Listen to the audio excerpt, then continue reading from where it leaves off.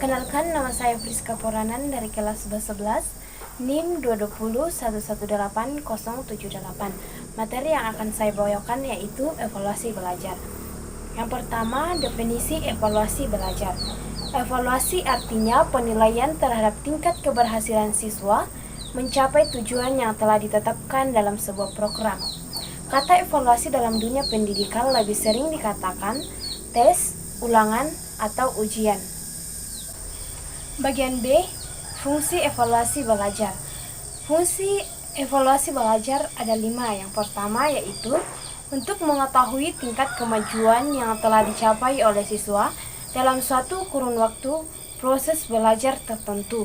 Yang kedua, untuk mengetahui posisi dan kedudukan seorang siswa dalam belajar.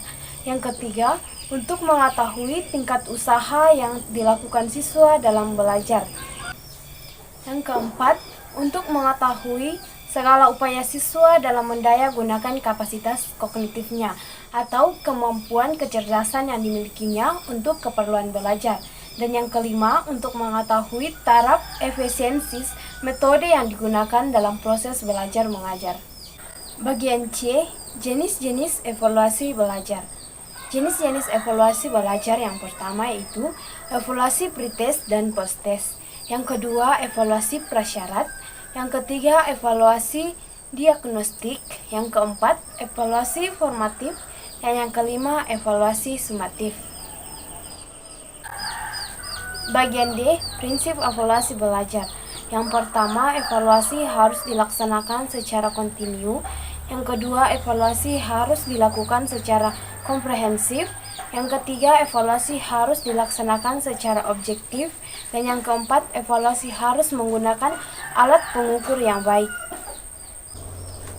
Bagian E, jenis alat evaluasi hasil belajar. Untuk dapat mengevaluasi dengan baik, kita harus melakukan pengukuran yang baik pula. Untuk mengukur dengan baik atau tepat, kita harus menggunakan alat pengukur yang baik dan memenuhi persyaratan. Adapun alat untuk mengukur atau mengevaluasi kegiatan pendidikan khususnya hasil belajar pada garis besarnya dapat dibedakan dalam 2 macam, yaitu berupa tes dan berupa non-tes.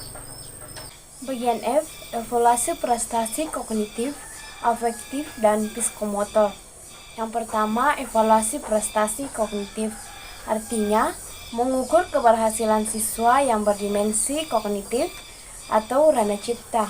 Dapat dilakukan dengan berbagai cara, baik dengan tes tertulis maupun tes lisan dan perbuatan. Yang kedua, evaluasi prestasi afektif.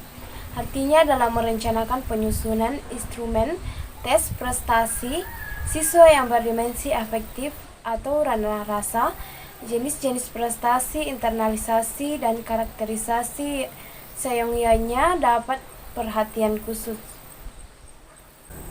Yang ketiga, evaluasi prestasi psikomotor. Artinya, cara yang dipandang tepat untuk mengevaluasi keberhasilan belajar yang berdimensi ranah psikomotor atau ranah kasa adalah observasi. Observasi dalam hal ini dapat diartikan sebagai sejenis tes mengenai peristiwa, tingkah laku, atau fenomena lain.